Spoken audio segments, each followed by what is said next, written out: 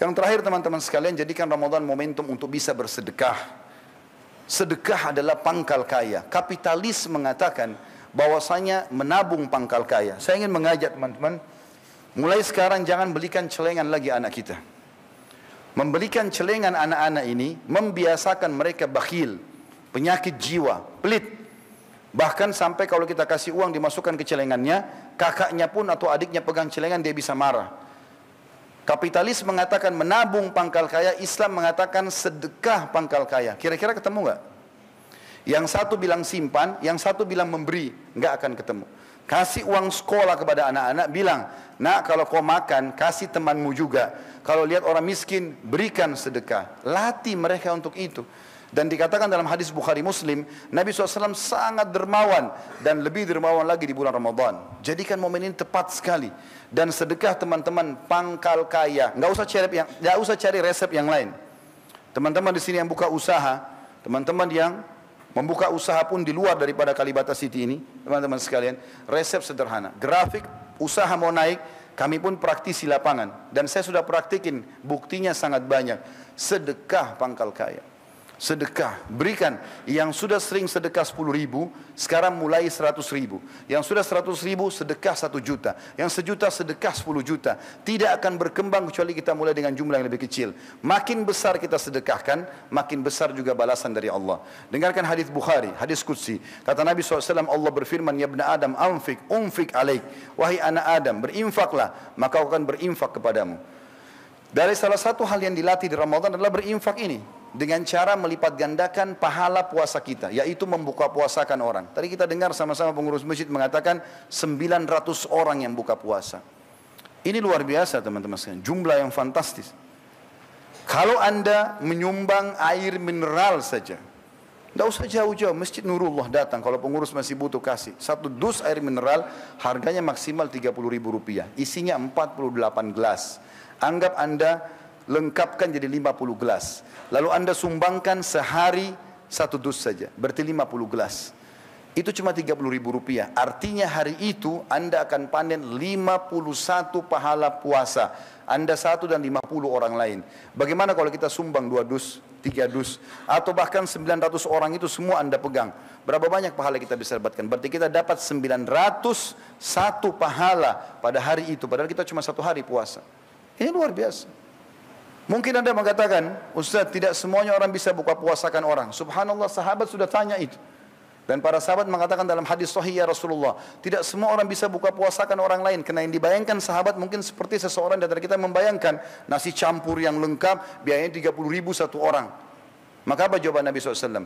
Allah akan berikan pahala buka puasa ini, walaupun dia hanya memberikan susu yang dicampur dengan air. Kalau susu kita campur air, teman-teman, tinggal warna, hilang rasanya. Tapi kalau tidak punya kecuali itu, dia dapat pahala orang yang dikasih buka puasa itu. Atau sebutir kurma, atau seteguk air. Bukan 1 gelas, seteguk air. Dan apa kata Nabi SAW? Dan siapa yang memberikan seteguk air bagi orang yang berbuka puasa, Allah akan memberikan dia seteguk air dari telagaku pada hari kiamat, yang dia tidak akan pernah haus sampai masuk ke dalam surga. Kesempatan emas. Ustaz, saya miskin, nggak punya Rp30.000 beli dus, misal. Baik, masih ada cara lain.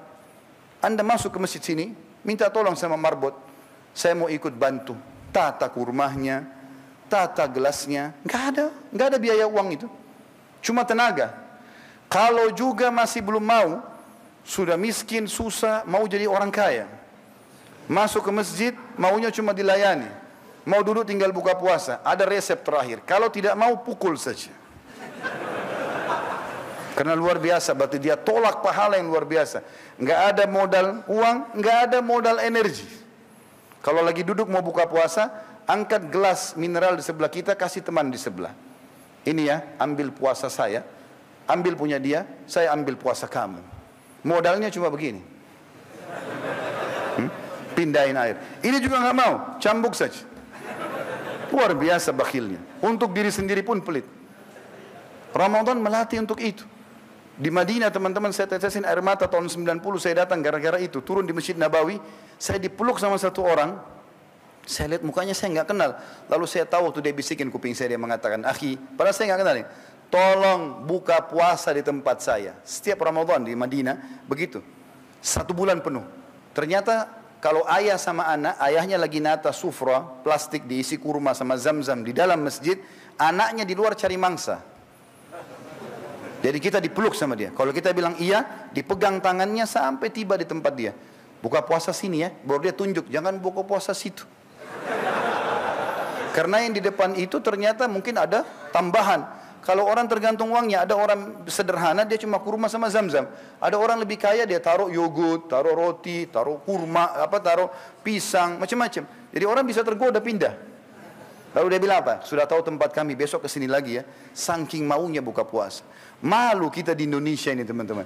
Pak RT sudah kasih jadwal. Bapak ini, ibu ini, 1 bulan kadang-kadang cuma dapat 1 kali giliran nyumbang untuk masjid. Tiba gilirannya masih bertanya, oh sudah tiba giliran saya ya. Seakan-akan aneh kenapa tiba gilirannya buka puasain orang. La haula wala quwata illa billah. Semestinya tidak usah tunggu, segera ini. Teman-teman yang punya mobil, punya motor, yang kerja di luar, bawa air mineral di motor dan mobil. Bungkus kurma kecil-kecil, bagi. Sering kali saya pulang pengajian sore Ramadan, macet. Orang nggak punya makanan buka puasa. Bagi-bagi 10 orang aja. Mungkin dari 10 orang itu yang lewat di pinggir jalan, subhanallah. Di antara mereka ada 1 ahli Al-Quran, ahli ibadah. Antum panen pahalanya sehari itu. Mungkin teman-teman itu ibadah terakhir kita. Allahu a'lam. Berbuat ibadah. Saat ibadah datang kesempatannya, tugas kita eksekusi. Bukan negosiasi. Azan, eksekusi langsung. Sholat. Syaitan bisikin. Negosiasi syaitan tuh. Tidak usah di sini, masjid sana saja, waktu masih panjang. Kadang-kadang kita iya, akhirnya kita ke sana masbuk 1 rakaat. Orang miskin minta, kita eksekusi, kasih langsung. Syaitan bisikin, itu orang mampu, anak pinjaman, kakinya palsu. Dusta, semua syaitan ini, supaya kita tidak sedekah. Jangan negosiasi, eksekusi langsung. Jalankan kebaikan-kebaikan teman-teman. Dan Ramadan melatih kita untuk itu.